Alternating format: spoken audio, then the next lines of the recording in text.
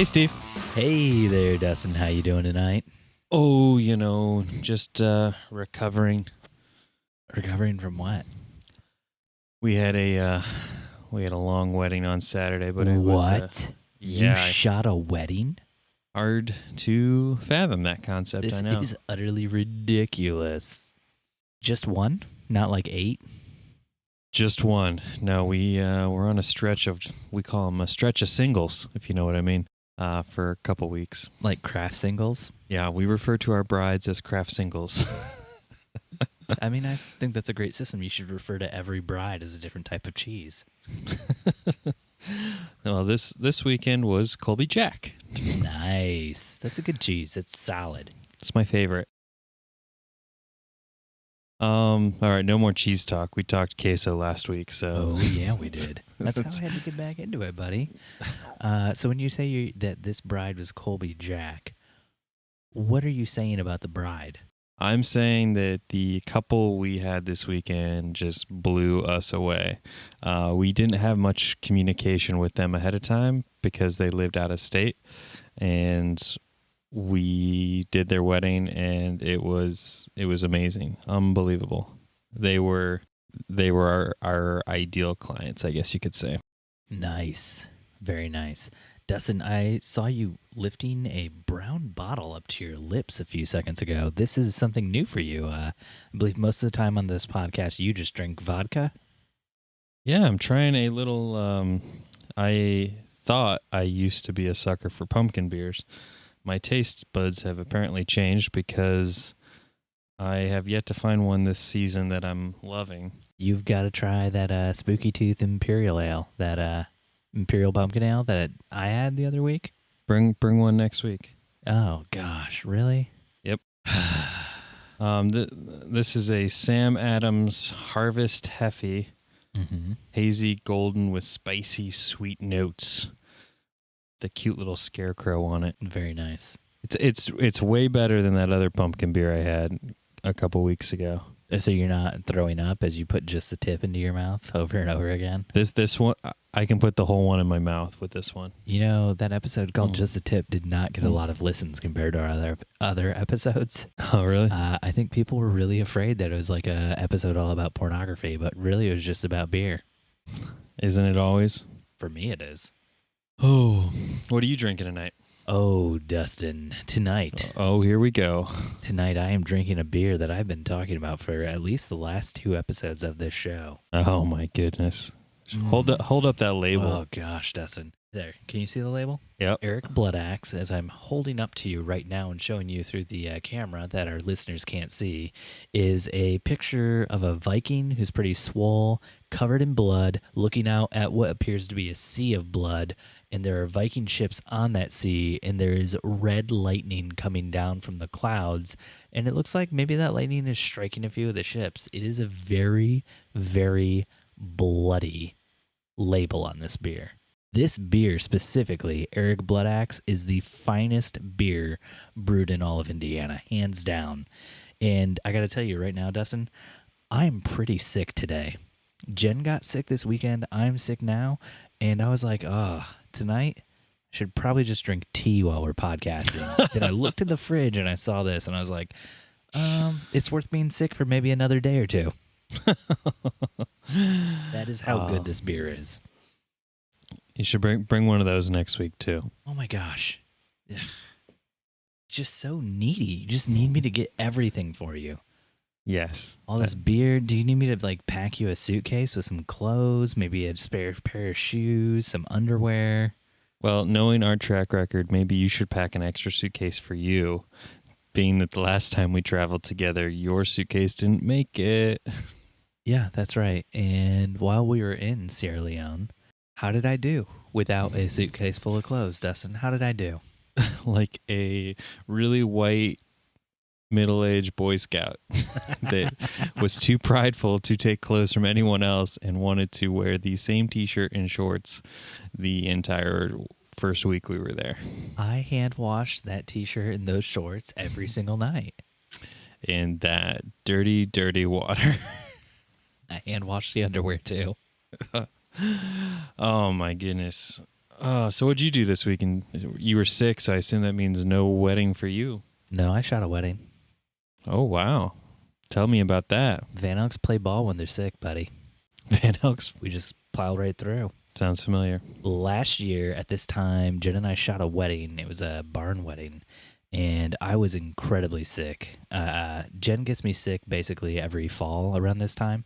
And I say Jen gets me sick because she gets sick first, then I get sick. But I'm pretty certain it's allergies. It's not actually her infecting me. But I went to this barn wedding, and I had 7 different types of medication in my body throughout the day. It was fantastic. I could barely stand the entire time. And I think I shot some of my favorite photos at that wedding for like the entire year. So, when you're sick, you might feel terrible, but I feel like it kind of pushes you to try new things and do new things because you don't want to move. I have done, I think, 2 weddings. Yes, 2 weddings where I was completely not in a place where you want to be at a wedding. The first wedding, I was doing video, so that was really bad. Try like being still and thoughtful and concentrate on the story when you have a splitting migraine and you feel like your body is ringing. I've worked with you before, Dustin. I don't think you concentrate on the story. And the second wedding Just letting that slide by. was last year. I think it was last year. I lose track of time. And I was throwing up all over the place. Oh, that's bad. It was real bad. It was like to the point where we were at this park doing photos before the ceremony, and the bride and groom and bridal party are like following me, and I'm like, no, follow my wife, because I'm like going in a different direction to like hurl behind a tree or something.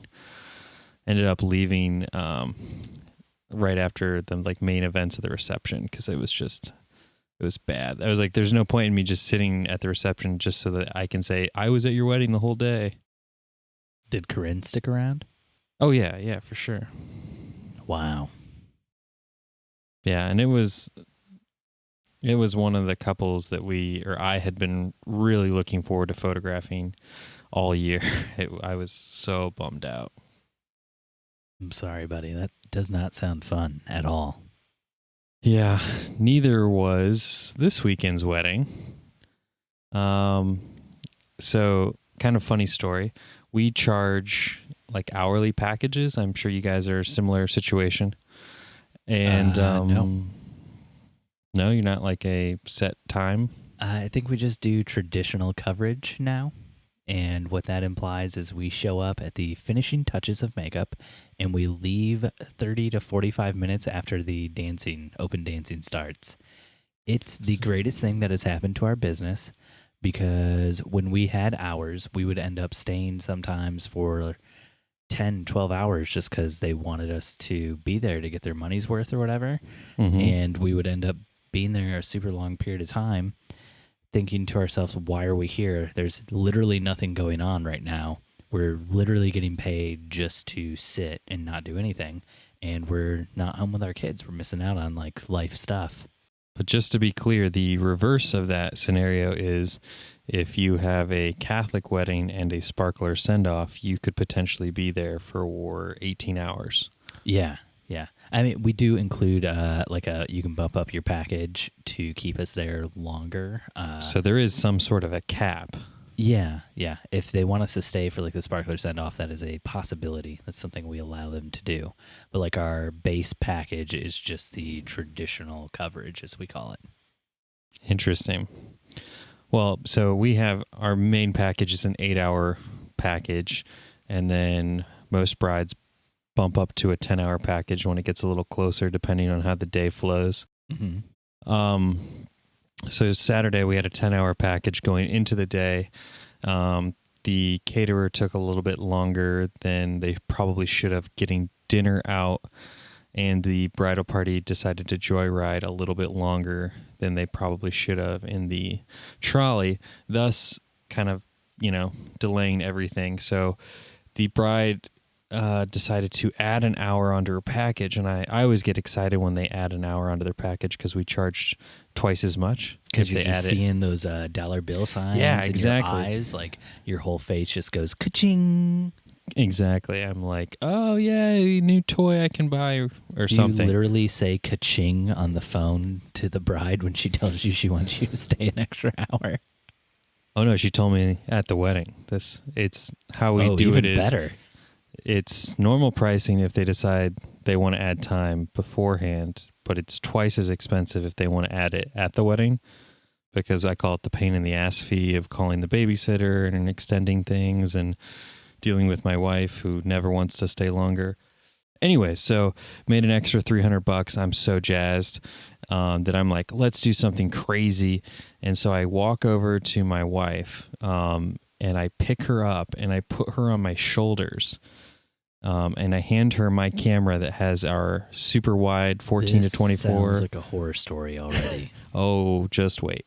So I hand my wife the my D4 with a 14 to 24 millimeter lens to get some like epic bird's eye view photos that Steve loves so much on the dance floor. I'm fine with bird's eye view photos. I don't like drone photos that are shot straight down. Steve, this is Dustin time. This is my story. Oh, Dustin, you're making me so angry right now. That's my goal in life. Anyways, so we're grooving around on the dance floor, showing off a little bit, being a bit of an extravagantalist, if you will. And I love that you love that term that I made up to mock you. It rolls off the tongue really nicely. The extravagantalist, Dustin, at DJ DMAC Attack. I'm still waiting for the t-shirt you said you were going to send me. And we're snapping these photos, and then out of nowhere, like, Corinne drops the camera. Well, she doesn't drop the camera. She accidentally, with her vice grip she held down the button that releases the lens. Oh. And all of a sudden, in front of me, because she's on my shoulders, I see this tank of a 14 to 24 millimeter Nikon, the equivalent of like L glass to you Canon folk, just fall from, I'm about 6'1", and so like add another, You are not 6'1". You're shorter than me, and I'm 6 foot. Okay, I'm 6 foot then. No, you're not. Seeing this lens just fall from probably about 10 feet up. You are so vain. Straight down into a crowded dance floor. Thankfully, it did not hit anyone. That would have been even worse, or it would have been better, depending on how you look at it. Might have softened the blow of this massive lens. Would it have softened the blow of the lawsuit? I wouldn't have cared. I would have just, at this point, they were all so drunk that it wouldn't have mattered. Dustin, it always matters when somebody gets injured. Anyways, the lens is just toast. It's completely totaled. I was in a terrible mood because I went from cha-chinging, making an extra, I don't know, like $300-400, being there an extra hour, to now I'm going to be shelling out probably $1,000 to fix this lens. Ka-ching! Yeah. That's the sound that Nikon made when you called them about fixing the lens. Yeah. So. And you were just like, wow, I didn't realize how annoying that is. Touche. Yeah, but that was my lovely, awesome weekend of, I don't know, my wife, it was that awkward drive home where she didn't want to say anything because she knew just saying something might just push me over the top. Even though I knew it wasn't her fault, because I was the idiot who wanted to put her on my shoulders and carry her through a crowded dance floor with like $8,000 worth of camera gear in her hands. I just, real quick, want to say, Corinne, if you're listening, there are people here for you, and we love you. And if Dustin is abusing you in any way, shape, or form, we're always here for you to reach out to us. Yeah. You think my wife has time for this podcast? My wife has time for this podcast. Yeah. I think that's a topic for another episode. Wait, has she been texting you about it? No. Okay, good. Should she? No, I'm just curious if like maybe she hears something and she texts you and she's like, "Ugh, Steve is such a d-bag. I'm sorry you have to put up with him." Jennifer Van Elk, if you're listening to this podcast, there are people here that can help you. We're here for you if you want to reach out. There's a lot of emotional abuse in this family. Something else that we tried out this weekend that you and I talked about a little bit. I think, was it last week we talked about this? It was the last week. The episode that dropped on Sunday is where we talked about it. So Steve was talking a little bit about flashes and got me kind of my wheels spinning for transmitters. Like the hamster that lives inside the brain in your head. It's just on a wheel. Mine's a python. It's a python. Pythons don't spin wheels. Maybe yours doesn't because you have a hamster. But so we picked up a couple of those yanganitos. I like to think of them as Spanish, not Chinese. But Yang Nuo. We'll leave Dustin's weird racistness in, but they're called Yang Nuo, and they're fantastic. Yeah, they're $30 for a pair. So we picked up 2 pairs. And then you were stomping in your Air Force Ones. Yep. But they were my Cole Haans because that's how I do. Oh, Hashtag extravagantalist. Man, that was a really bad Brazilian accent. I don't even know if you could. I don't even know if you could say that was a Brazilian accent. The amounts of racism just flowing off of you tonight. It's the Sam Adams. It's the Boston and the beer, I think. But anyways, so we tried them out and they worked fantastic. I mean, $30. I don't understand why I didn't give this product a shot earlier in the year. It would have saved me a ton of headache. And we even played around with doing a little off-camera flash at receptions, which we typically don't do because our pocket wizards are so unreliable. Why? In last episode, you're all like, I like to stick with my name brand. I think if you pay the big bucks, you get reliability. I'm glad that you have tried out this product and you like this product because it is a great product. I agree. Have you looked at Yang Nuo has a lot of other stuff. They have a transmitter that you can put on top of your thing. So if you buy like their more expensive flashes, you can control the flashes from your camera with their transmitter. They actually have a really good system. It's just that everything's kind of cheap and it's not nearly as durable as like the Nikon, Canon flashes and stuff. Which probably should lead us to our next subject that you put up, which is that Profoto A1 Speedlights, because I've read that they're very, very durable. Yeah. So in college, that's all we used was Profoto gear. So I kind of grew up in my photography training, if you will, only ever using Profoto. And then it wasn't until after I graduated that I realized how much of an elitist type mentality that was. Because Profoto is the absolute most expensive strobe lighting system there is. I don't know what you're talking about. A Profoto A1 Speedlight only costs $1,000, Dustin. Is that expensive?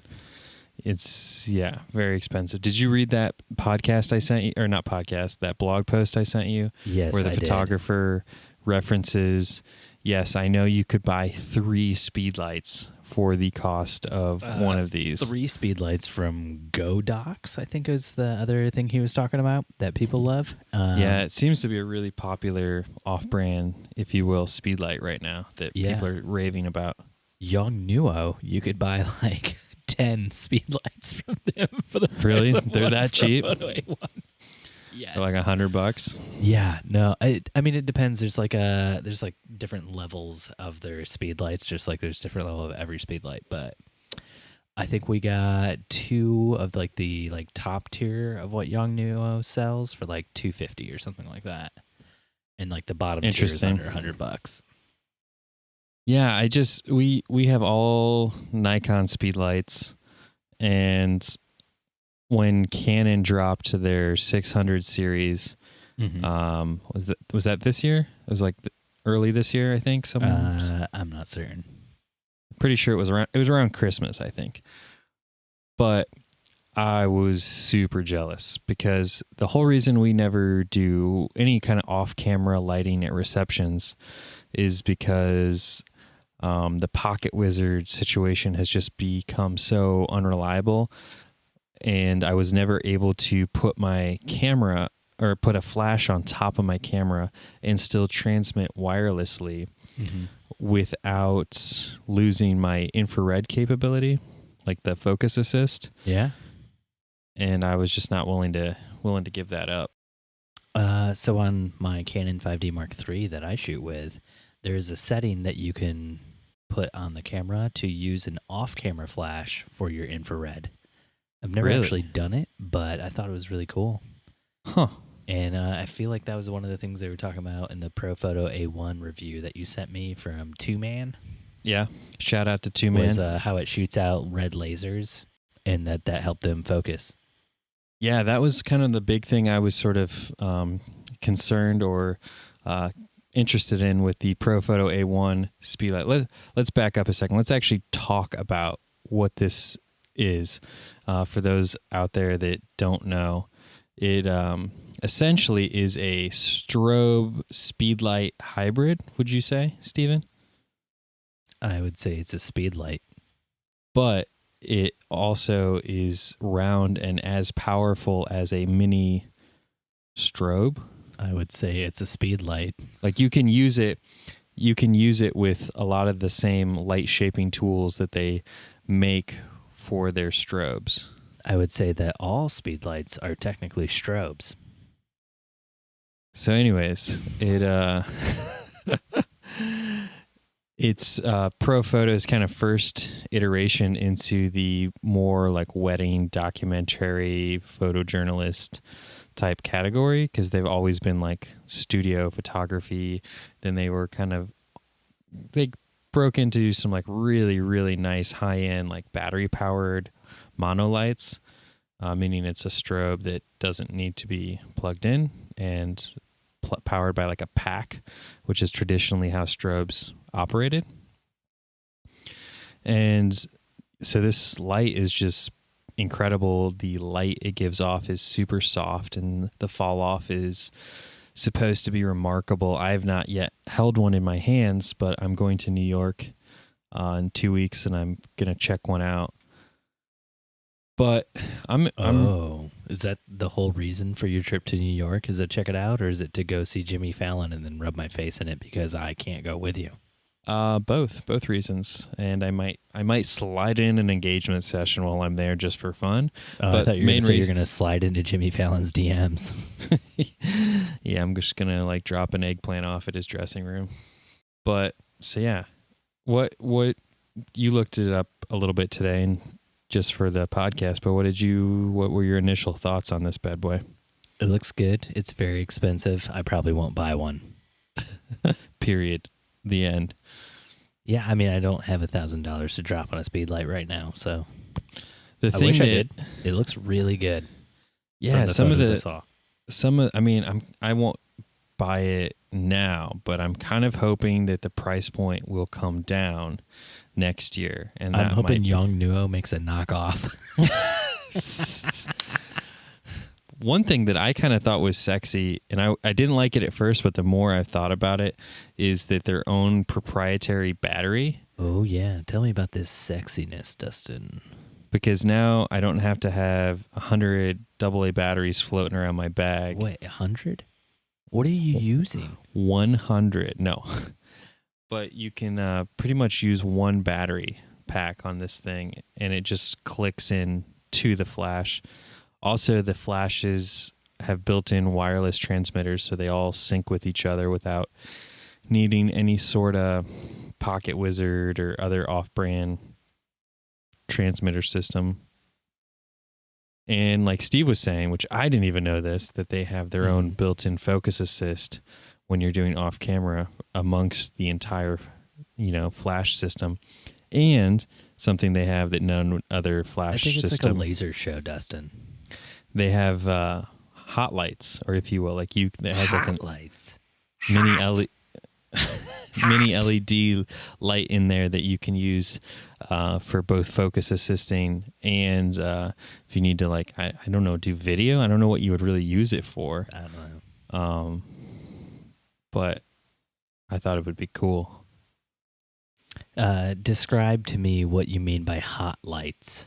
Like, are the lights It's just a hot and you can't touch 'em? continuous light. Oh, a continuous light. Do you guys own any strobes? Yeah. So typically there's a light, like a bulb inside the strobe, and then the actual strobe is like around the bulb. And then the light, you can hit, the hot light, if you will.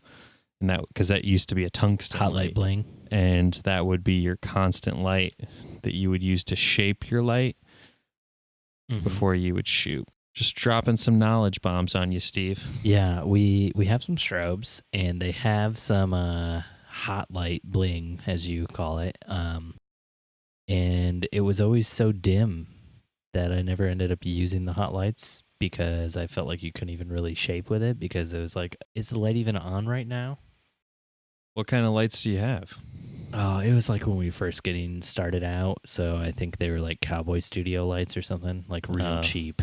That's not even a real light. Yeah. They were the most disappointing strobes we ever owned, and the most disappointing anything we ever owned. Cowboy Studio is a terrible company. Those are the lights people get when they want to open like an eBay store or something. Yeah. And I mean, it was like literally Jen and I bought them for the first wedding we ever shot, and then like within a few weddings from there, we had bought Speedlights and left that system because it just didn't work. It's terrible. Yeah, absolutely. Yeah, so just to give you kind of like Dustin and Corinne's Speedlight plan, I was actually planning on upgrading our Speedlights at the end of this year to the new Nikon ones that just came out that have the built-in wireless transmitters. Ooh, some new Nikons. But I don't know. Now these pro photos have me just thinking maybe I should just wait until the spring and see if the price drops a little bit. You just buy those Yongnuos to hold you over. They got built-in wireless. Because I can't imagine that there's that many photographers out there that are going to be dropping enough revenue on these bad boys to cover ProPhoto's R&D on them. They don't need a ton of photographers too, because they're charging like 3 to 10 times the amount of other companies. So if they can just bring in 1/3 to 1/10 of the sales of one of those other companies, they're gonna be fine. It's like Mercedes, bruh. I know, but there's gonna be a drop. I mean, they'll sell good for 6 months, and then sales will drop off, and that's when I'm hoping that price point, B&H or Adorama. The price point's not going to come down until somebody matches them or comes close to matching them. You heard it here, Yangunatito. Rip this bad boy off. Oh my gosh, just stop.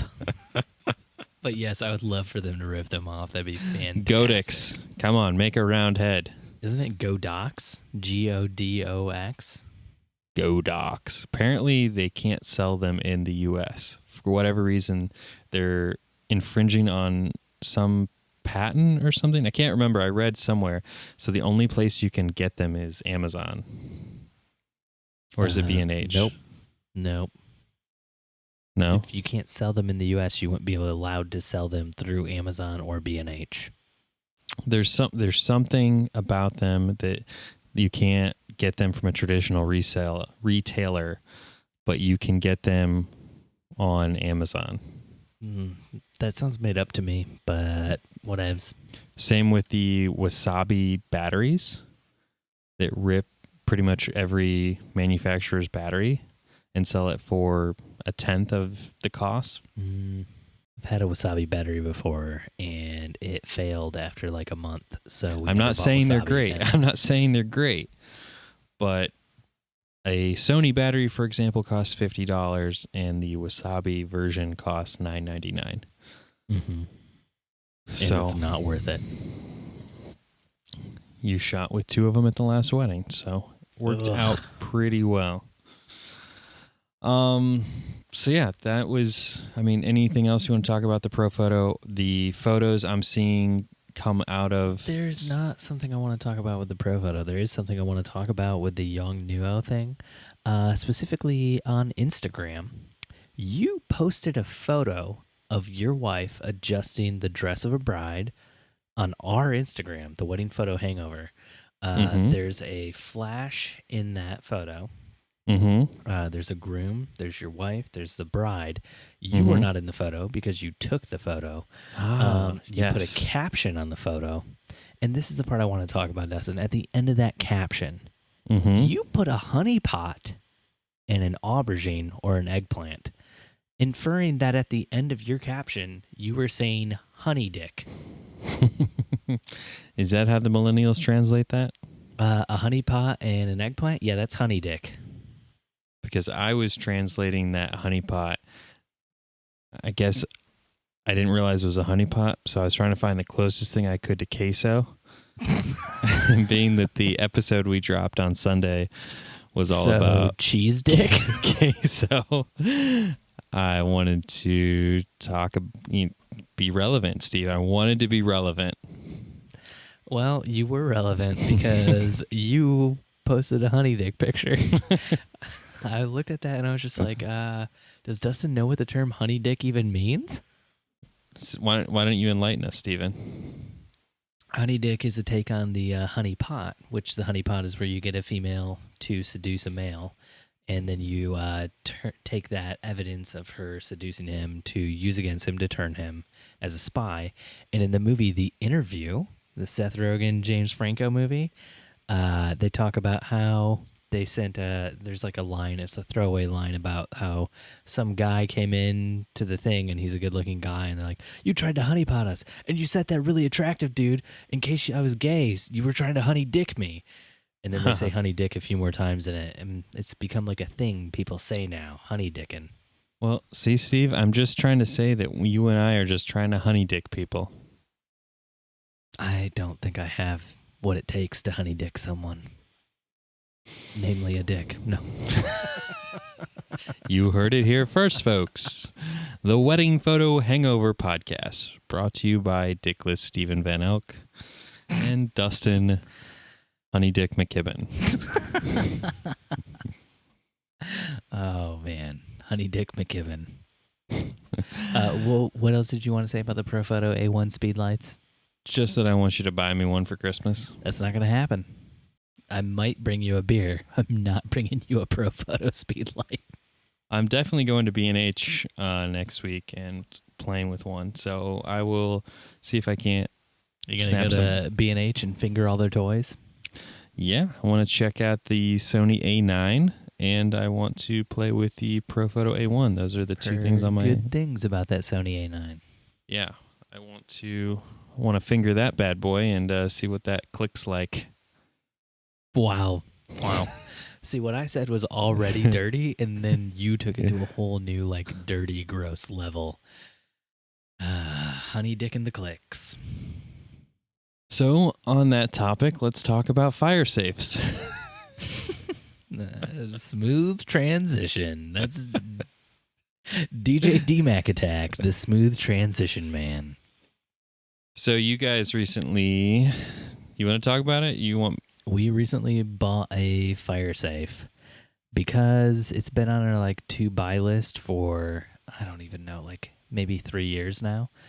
And the other weekend while we were shooting a wedding, we got a text from one of our neighbors that said, hey, do you know whose house is on fire right now? Something every homeowner wants to hear. Yeah. And we were like, no. And they're like, well, we see smoke rising from your side of the neighborhood. And we're like, oh, wow. So it could be our house. Fantastic. Jeez. So it's really sad. One of our neighbors' houses burned down. Like completely burned down? Like what is the level of burn? The roof is gone. Okay. So it's completely, basically. They're going to have to tear it down and rebuild. You can't save that. Oh, really? Oh, no, buddy. No. There's burn marks going down to like the first floor. It's a 2-story house. Did they say what happened? I don't think they know. I think it probably electrical, but who knows? Someone left a crock pot on. Maybe. But yeah, so I pulled the trigger finally on a fire safe to protect all of our important documents and also to throw like SD cards and CF cards in after we shoot weddings if we haven't edited them and got them uploaded yet. And where did you buy said fire safe? Amazon. Oh yeah, make that UPS man carry that to your door. That's what I did. Pretty heavy. Yeah. You have a fire safe too. You were actually the reason I put buying a fire safe on Jen and I's like to-do list like 2-3 years ago was you were telling me after you shoot a bunch of weddings, you put all the weddings on a hard drive at like the end of the year, and then you put that hard drive in a fire safe. Mm-hmm. Do you still do that? Nope. It was a little different. Back when we had this conversation, I was living in an apartment complex. So that could burn down at any point in time because and some guy could just leave a hot plate on and a bug could fly onto it and catch fire, and then that bug might try to fly off and catch other things on fire. That's how bugs work, right?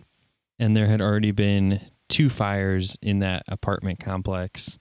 I was actually driving by one day and I saw a fire in that apartment complex. Yeah. And then I called you about that. Yeah, see, exactly. So yeah, once we moved into that apartment complex, it was a pretty immediate purchase. It's a little different when you live in a house, when you have a little bit more control over, leaving a candle on or whatever. Did you build that house with your own bare hands? Yeah, actually I did, Steve. No, you bought that house. Somebody else owned it first. You don't know what the wiring looks like. Correct. You could go up in flames at any second. That's all I'm going to say. I don't disagree with you at all. The fire in our neighborhood was actually really rough on my wife, Jen, because when she was in junior high or maybe high school, there was a wire in her parents' house and it like shorted out or something, and it caught their house on fire and her house burned down when she was a kid. That'd be pretty scary, If you check out anyone out there who's friends with my wife, if you check out her Facebook page, she has a thing up for the house on the street. My Facebook page, I reposted it as well. If you would want to donate money to our neighbors to help them try to rebuild their lives. Absolutely. My house burned down when I was growing up too. Dude, that sucks. I didn't know that. It didn't burn down completely like it sounds like your wife's did. It was like an engine fire in one of my parents' cars. Ooh. And so it was just the garage, but we had one of those garages that had like the extra like bay, not like a full bay, like a half bay. So that's where like everything was stored, like photos and like family, Christmas decoration heirloom things and all that stuff. So all of that got pretty well lost. Mm-hmm. And then, yeah. This is why there's no record of your childhood? Yeah, that's why I have no idea if I was really born in this country. You lost your birth certificate? Yeah. You can go to the hospital you were born at and get another copy of it. That hospital surprisingly burnt down too. What? No, I'm just kidding. I was like, oh my gosh, Dustin, did you burn your house in this hospital down to try to cover your tracks? Are you really not from America? Are you a Russian spy? Where's this story going? Funny story, completely unrelated to anything to do with this podcast. But when we were in Cleveland last week shooting Cleveland Wedding, the couple we were staying with, he coaches lacrosse. I'm not going to say any names or where, but one of his students he coaches, they do like a weekly or monthly lunch, and the kid was helping his mom with her computer and stumbled upon some internet porn adoption agency thing. Not internet porn. And discovered through a little bit of poking around that he was actually adopted from Russia. Not only did he not know he was adopted, but he he was like the most American, like he had like an accent, like he gave himself sort of a little like New York type accent. Can you give me a taste of that accent real quick? Because I felt like you were trying to do it and you kind of backed off. It kind of sounded like you were going to go Southern. I can't do a New York accent. I went to college in New York. I can. You can do a New York accent. I cannot you lived in New York. I cannot do a New York accent. Come on, was it a mafioso type? Let me finish this beer, and then maybe we'll bring it back at the end. Chug, chug, chug, chug, chug, chug, chug. Was it like a New York taxi driver from the 70s? I just thought it was sort of funny in a sort of terrible way that this kid's super America like identity had just been in one click of a computer just crushed his whole world, being that he now knows he's from a different country. And I think I'm sorry, did you say that was funny, that his whole identity was crushed? Gosh. It was a funny story. Terrible for him, but anywho. So fire safe. How big a fire safe did you get? It's like 16 inches by 16 inches or something like that. It's like same size as mine. Yeah. It's mostly for files and stuff like that. Yeah, kind of wish mine was maybe double the size, because I think that's why we don't put the hard drives in anymore. Mm-hmm. Because when we bought a house, there's so much effing paperwork that comes with purchasing a home. So I feel like half of my fire safe is consumed by mortgages and stuff the like mortgage and the insurance and the tax documents and all that stuff. And then add on to that having a child, and then you put in all the documents about her, and my wife fills the safe with all of that birth records, safety stuff. Oh, you don't need to hang on to that. The child being alive is a record of its safety, right? Or you know what I mean, like the. I know. But we also put like our passports in there. I think that's where I put the 10 tons of gold bars I have, and the bag of blood diamonds Steve and I smuggled back from Africa, and also the bags of blood. Yes, I am a survival extravagantalist and a vampire, where I keep bags of blood in my fire safe. But yeah, so where'd you put your fire safe? Oh, I see it right there. It's actually right now. It is right behind me, over my shoulder. Just a big old. I mean, and your office is really close to your garage door, so I mean that's like just perfect to steal. It is going to be put someplace more out of the way and more safe. In which case, you will then forget to put hard drives in it, like I do. I'm not ever going to put a hard drive in it. I'll put like SD cards in it, but we upload everything to the cloud that needs to be saved, buddy. Oh, someday that cloud will rain, Steven. Yeah, and then I'll be like, oh, I'm sorry, I don't have your photos. The cloud rained. We didn't have flood insurance. Anything else you want to go over? Anything else I want to talk about before we wrap it up? Let's talk just briefly a bit about the contest. Let people know where we are with that, what's going on. Go for it, Steve. The contest that you pitched to me while we were recording. All right, so here's how the contest works. If you want an Amazon gift card of an amount of money that Dustin did not specify ever while we were recording, or since then while I've been talking to him about it, it gives a little bit of mystery. You just have to leave us a 5-star review on Instagram, then slide into our DMs. Instagram? A 5-star review on the iTunes, then slide into our DMs on Instagram or Twitter or Facebook, and just send us a message saying, hey, I was whoever.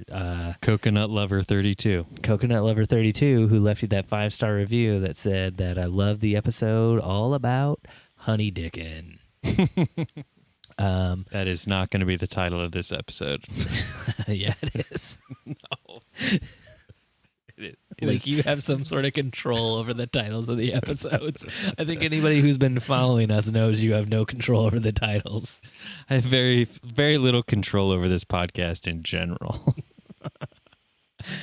So yeah, leave us a 5-star review, slide into our DMs, send Dustin a dick pic, and that was all, right? You just need that dick pic with your name on the dick pic, so we know that you submitted. No, please, for the love of God, do not send any more dick pics. Any more?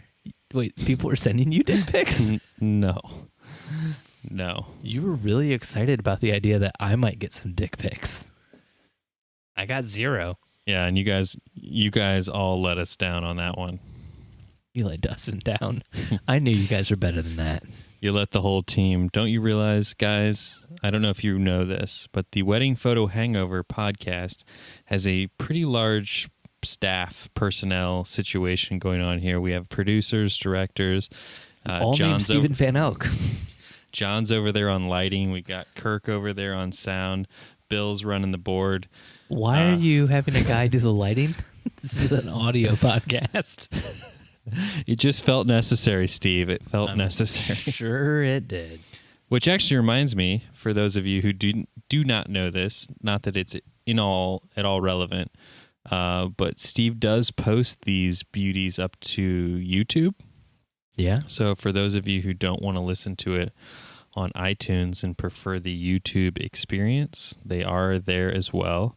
But I put them on YouTube a few days late because I'm lazy. Yeah, you won't get that instant gratification that the iTunes folks get. Sorry, Android users. And there's no beautiful video of my face or Dustin's face. But thank you for taking me where I wanted to go, Steve.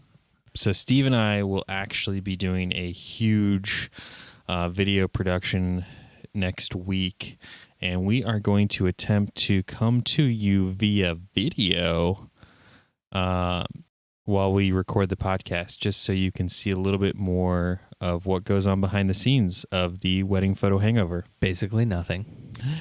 Yeah, pretty much. It could be amazing, or it could be the most boring piece of shit you watch all day. Who knows? You will have to find out and be the judge yourself. Is that all you had to say? Yeah, that unless you wanted to give your weekly Instagram rant. Oh, I do. So I was approached several times this last month by people on Instagram. Oh, I even deleted this from the show. If I wanted to be a part of the Illuminati. Go on. Are you familiar with the Illuminati? Yes, I'm a member. Oh, you are? So you get paid $500,000 a week? Yeah, how do you think I afford things like fire safes and Profoto A1 Speedlights? I didn't think you bought one of those yet. It's crazy. Because they're not for sale yet. So are you saying that the Illuminati is something I should try to join on Instagram? Especially on Instagram. I have no idea what the pitch is for this. I've been approached so many times by people saying, do you want to join the Illuminati? Just send me and then they send me like a list of things they need from me, like name, birth date, where I was born, stuff like that. And it's like, this feels like you're just going to try to scam my identity. So I haven't actually responded to anybody yet, except I did respond to one guy, similar mode to how I responded to that guy we were talking about on a previous episode who was DMing me. I just sent him back a bunch of eggplants as my response to every single answer in the thing he wanted me to fill out. And he did not get back to me. I think he actually blocked me after that. Disappointing. I don't know what the end game is. The only thing I can think is that they're going to try to steal my identity.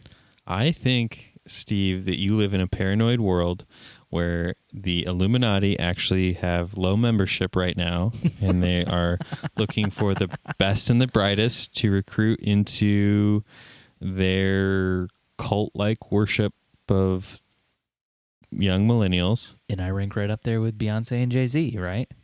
Yeah, because you got hella Insta followers. Hella Insta robots. You be rolling up on, I mean, like half your Insta followers are Illuminati. Probably. Doesn't help that every post you put on Instagram, you go hashtag illuminate me because I want to hashtag Illuminati. Oh, you're right. I am very Illuminati, aren't I? Well played.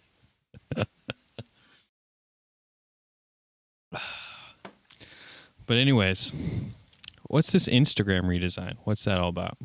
Instagram did a redesign recently. If you go to the Explore tab in your Instagram, I don't know what that is. I don't use Instagram. it's the magnifying glass. Uh, It used to be like a video that would go all the way across and then like photos underneath that you should check out. Now it's like there's like a big square for the video and like the right, two little squares of photos next to it, then a bunch of photos you should check out. And then it also used to be if you tapped on one of the photos to check it out, you could just scroll through all the photos and they'd be like big for you. Now if you tap on one of the photos, and you try to like scroll down to look at the other photos, instead of showing you the other photos that were in your Explore feed, it shows you more photos by that same photographer whose picture you tapped on originally. do you use that feature a lot? Yes, I do, Dustin. You got to kind of train it though. Like, if you're a dude and you get on the Instagram Explorer for the first time, it'll show you like a bunch of pictures of women in bikinis typically. And if you're a lady, and I know this because I run all my wife's accounts, when you get on the Instagram Explorer for the first time, it'll show you a bunch of pictures of dudes who spend a lot of time in the gym wearing spandex and Speedos and stuff. It's odd because I'm looking at it right now and that's all it's showing me. Just dudes in spandex and Speedos. Yeah. Yeah, so I mean, if you like enough like wedding photo related images, it'll eventually get to a point where it only shows you wedding photo related things. But at first, it's going to show you just like a bunch of different crazy stuff, which from my point of view felt like it was a lot of softcore porn. Sounds about right. Yeah, because they think that's what you're interested in. If you went to the gender section on Instagram and said my gender is male or female, they're like, oh, you're probably interested in porn, softcore porn of the other sex. Yeah, I got to change my Instagram to gender non-binary, right? I just put gender confused. Cool beans, guys. Steve caught up on Silicon Valley. That's big news. It ended well. It was a good season. It's a great season.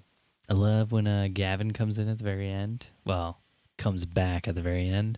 And Richard's like, where's, what's his face? Did he ever come out and meet you? What's this, TJ Miller? What's his character's name again? Erlich Erlich Bachman. Best character in the entire series that is not going to be on next season. Yeah. You son of a bitch. Oh, it's okay. You can go back and watch Cloverfield and just watch how he handles a camera, right? Don't watch Cloverfield. It looked stupid. What? I cannot believe you didn't watch that movie. I saw it in theater. I might have. I don't remember. Oh, gosh. It's a monster movie. I don't want to spoil it for you if you haven't seen it, but you should really go watch it. I'm pretty sure I've seen it. It's not the greatest monster movie ever made, but it's like a very different take on monster movies. It's like a continuous camera. Yeah, and guess who's holding that camera? Was That's he right. in that? Your boy, TJ Miller. I need to watch his stand-up on, I think it's like Netflix or HBO. He's got a special on there. The casting for Cloverfield, not 10 Cloverfield Lane, but the casting for Cloverfield was awesome in that J.J. Abrams sent out pages from scripts for Lost to people and said, would you like to work on an untitled J.J. Abrams project? Come in and read like these lines. And he cast people based on how well they read lines for Lost without telling anybody what it was they were actually doing or shooting ahead of time. That's pretty cool. Yeah. He kept it all very secret. It was nice. That's JJ for you. Yeah. 10 Cloverfield Lane was all kept very secret as well. Did you see that? No. Oh, gosh. That is another great movie in the Cloverfield universe. I have not seen a movie in theaters since I saw Baby Driver with you. And before that was probably Doctor Strange with you. With me in the chairs that floated. And oh, man, that was good. That's some good stuff. Yeah, I have a crap ton of movie gift certificates because my in-laws don't ever know what to get me for holidays or birthday. So they always buy me Regal Cinema gift cards. And I have to remind them that we have a child now. Mm-hmm. And I am running multiple businesses and don't have time to go to the movies. You can just tell your in-laws to buy you what my in-laws buy me. Alcohol. That's right. Actually, I bought the Eric Blood Axe for myself. So good. All right, Steve, where can people go and find out more information about this lovely wedding photo hangover podcast? You can find us on Instagram at Wedding Photo Hangover and on Twitter at WedPic Hangover, because Twitter limits the number of characters in your handle. And last but not least, you can find us on Facebook at Wedding Photo Hangover. That's right. On the two places where it matters most, Instagram and Facebook, sorry, Twitter, our name is the same, Wedding Photo Hangover. If you want to follow Dustin or Steve individually, you can find Dustin on Instagram at DJDMacAttack. Right? Or at Dustin, wait for it, _McKibben. And for those of you who have been trying to look for me and can't find me, there is actually no wait for it. It's just at Dustin _McKibben. And you can find Steve at Steven Van Elk. Because somebody actually DM'd us on Twitter today. Yeah. Is that a DM? Yeah, he slid into our DMs. Saying how disappointed he was. Actually, he didn't slide into our DMs. He just sent us a message. Like, he just added us in a tweet. You don't even know how to use Twitter. I don't know anything about Twitter, Steve. Where do you go for all your news about how Trump's ruining the United States of America? I go to my Facebook news feed, and then I wonder what is going on with the NFL. That's where I go. Your Facebook news feed is where you get all the news about how Vladimir Putin is such a great leader. Exactly. Thanks for listening, and we'll see you next time. Your head is pounding, your limbs feel like dead weight, and your entire being is aching for the sweet embrace of death. That's right. Next Sunday after you shoot another wedding. I nailed it, right? Have a good night, Steve. You are the bomb. Guys, also don't forget about the contest. There's a huge dollar amount on this Amazon gift card. No, name that dollar amount. You cannot say huge dollar amount. Name it. Huge. 10? It's going to be the biggest wall. Gift card. It's huge. 20? Huge?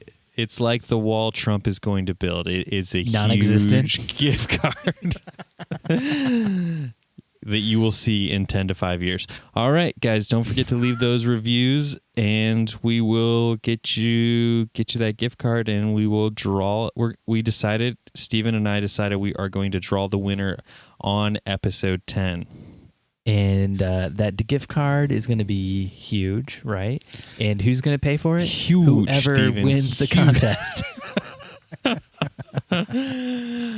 Oh, Steven, we're not that heartless. No, there is a gift card, and you will get it. So leave them 5-star reviews on iTunes, not Instagram. Dollar amount, Dustin. Dollar Nail it down bills. before we end the episode. No, I'm going to save it for the next episode because I want there to be a little bit of it reason better be to like come back. $100. A little taste. You need to do something that blows it out of the water. I think it's going to be a variable amount based on the amount of people who enter. Oh, we'll see how that goes. All right. Have a good night, guys. Have a great night, Dustin. It's been fun podcasting with you. Always a pleasure, Steve. Love you, babe. Bye. All right, wrap it up.